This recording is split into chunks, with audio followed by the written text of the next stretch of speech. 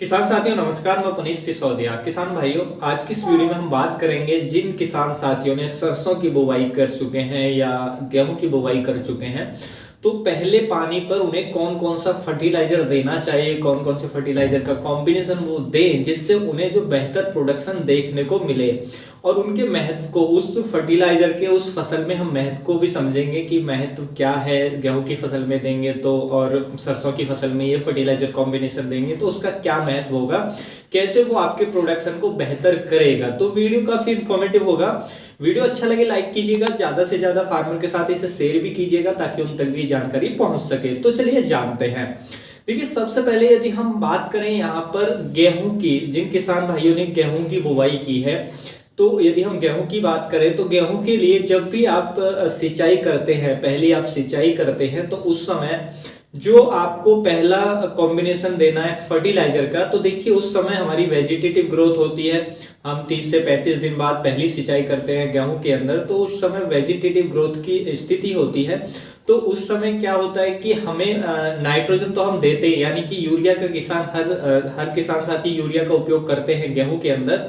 उसके साथ साथ आपको सल्फर का उपयोग और जिंक का उपयोग, इन दोनों का उपयोग करना चाहिए, क्योंकि जिंक और सल्फर दोनों बहुत ही बेनिफिशियल है हमारी गेहूं की फसल के लिए।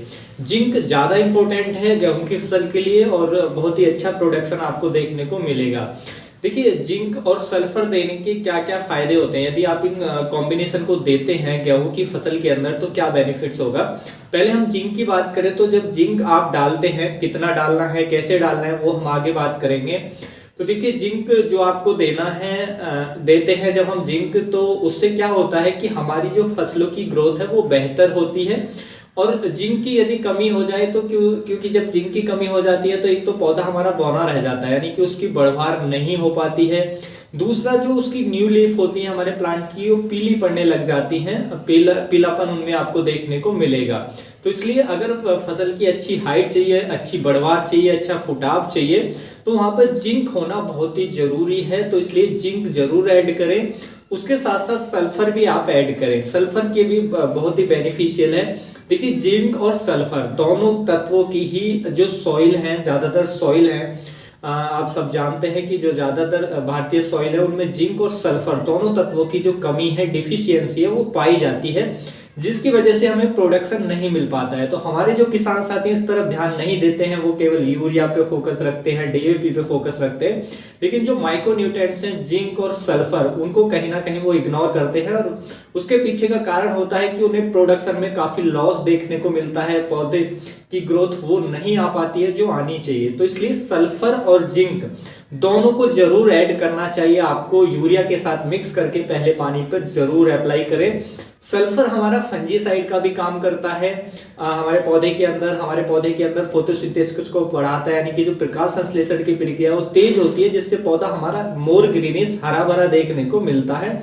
और उसके साथ साथ वो अमीनो एसिड्स बनाने में भी प्लांट के अंदर हेल्प करता है। जो हमारा सल्फर होता है, तो उससे क्या है, जब अमीनो एसिड्स तैयार होते हैं प्लांट के अंदर तो प्रोटीन फॉर्मेशन तेज होता है। प्रोटीन फॉर्मेशन तेज होता है तो पौधा हमारा स्ट्रांग होता है, मजबूत होता है, ग्रोथ फास्ट आती है। वहीं पर जिंक भी हमारे पौधे को हरा रखने के लिए और ग्रोथ फास्ट लाने के लिए बहुत जरूरी होता है। तो पौधे में, आपकी फसल में, गेहूं की फसल में जो पीलापन की समस्या आती है वो भी आपको देखने को नहीं मिलेगी। नई लीफ, जो नई पत्तियां होती है उनमें पीलापन आता है, वो भी नहीं देखने को मिलेगा। तो और प्रोडक्शन आपको बहुत अच्छा देखने को मिलेगा। अब बात करेंगे यहाँ पे आपको सल्फर कितना ऐड करना चाहिए।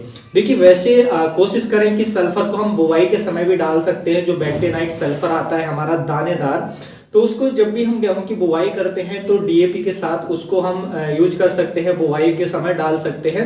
वो डालना होता है लगभग 10 किलोग्राम पर एकड़ के हिसाब से, लेकिन बुवाई कर चुके हैं क्योंकि हम पहले से, तो अभी हमें यूरिया के साथ डालना है। तो यूरिया के साथ डालने के लिए जो सल्फर हमें लेना है वो लेना है पाउडर फॉर्मुलेशन में जो आता है, WG फॉर्मुलेशन में 80% वाला पाउडर फॉर्म में जो आता है, उसको 3 से लेके 5 ग्राम पर एकड़ के हिसाब से आप डाल सकते हैं यूरिया के साथ मिक्स करके। और साथ में जिंक भी ऐड कर सकते हैं। जिंक जो है वो अलग अलग परसेंट में आता है, तो जब आप जाएंगे वहां पे आपको पता लग जाएगा, जिस भी दुकान से लाएंगे तो वहां वो बताएगा कि कितने, कौन सी परसेंट वाला जिंक है और कितना पर एकड़ लगेगा। उसी हिसाब से आपको उसमें जिंक भी ऐड करना है और अपने पहली सिंचाई के समय डाल देना है, फिर देखेंगे आपको काफ़ी अच्छे शानदार रिजल्ट देखने को मिलेंगे। फसलों की ग्रोथ बहुत फास्ट आएगी और फसल जो है आपकी हरी भरी देखने को मिलेगी। प्रोडक्शन भी आपको अच्छा देखने को मिलेगा। और सल्फर जो है वो फफूंदी नाशक का भी काम करता है, यानी कि जो फंजीसाइड का भी काम करता है और जो हमारी मिट्टी की जो प्रॉपर्टीज है उसको भी सुधारने में हेल्प करता है। मिट्टी की जो वाटर होल्डिंग कैपेसिटी है उसको बढ़ाता है, मिट्टी को पोरस बनाता है, तो जो मिट्टी के अंदर माइक्रोबियल एक्टिविटी है वो भी अच्छी होती है। तो ये सभी जो बेनिफिट्स हैं हमें सल्फर के देखने को मिलते हैं। तो सल्फर, जिंक और यूरिया, इन तीनों का कॉम्बिनेशन हमें देना चाहिए पहली सिंचाई पर। उसी तरह से इन्हीं तीनों का कॉम्बिनेशन हमें पहली सिंचाई पर देना चाहिए सरसों की फसल के अंदर भी। देखिए सरसों की फसल के अंदर जो सल्फर है वो ज्यादा इंपॉर्टेंट होता है, बहुत ही बेनिफिशियल होता है। सरसों की फसल आप ले रहे हैं तो अगर उसमें सल्फर ना डालें तो मान लीजिए आपने बहुत बड़ा प्रोडक्शन में लॉस किया है, क्योंकि सरसों की फसल के अंदर जो सरसों के दाने होते हैं उसमें तेल निर्माण के लिए जो सल्फर है उसकी मात्रा रिक्वायरमेंट होती है, उसकी ज्यादा रिक्वायरमेंट होगी। अगर सरसों की फसल में आप सल्फर डालेंगे, उसकी उचित मात्रा में पूर्ति करेंगे तो दानों के अंदर जो तेल की मात्रा है वो अधिक बनेगी, दानों का साइज बढ़ेगा, जिससे प्रोडक्शन आपको बेहतर मिलेगा। तो सरसों की फसल में सल्फर जरूर यूज करें। यूज कैसे करना है वैसे ही कर सकते हैं, या तो जो बेंटोनाइट सल्फर आता है दानेदार, उसको 10 किलोग्राम पर एकड़ के हिसाब से बुवाई के समय डाल सकते हैं। लेकिन जब नहीं डाल पाए हैं तो यूरिया के साथ जो हमारा पाउडर फॉर्मुलेशन में सल्फर आता है 80% WG फॉर्मुलेशन में, तो उसको यूरिया के साथ मिक्स करके 3 से 5 किलोग्राम पर एकड़ के हिसाब से डाल सकते हैं। और साथ में जिंक भी ऐड कर लें, वो भी काफी बेनिफिशियल होगा सरसों की फसल के अंदर। आप देखेंगे बहुत ही अच्छा प्रोडक्शन मिलेगा, पौधे की ग्रोथ अच्छी आएगी, बहुत अच्छी बढ़वार आपको देखने को मिलेगी। तो सल्फर बेहद ही बेनिफिशियल है, तो इन तीनों का कॉम्बिनेशन करके आप उपयोग कर सकते हैं। चाहे तो सल्फर का यूज आप स्प्रे में भी कर सकते हैं। स्प्रे में जो क्वांटिटी है वो थोड़ी कम लगेगी, तो यदि आप स्प्रे में करना चाहते हैं, यूरिया के साथ नहीं करना चाहते हैं, तो स्प्रे में भी कर सकते हैं। स्प्रे में जो सल्फर की हमें डोज रखनी है, कब करना है स्प्रे, वही करना है वेजिटेटिव ग्रोथ में ही करना है। बुवाई के 35 दिन बाद, 30 से 35 दिन बाद हमें उस टाइम स्प्रे लेना है।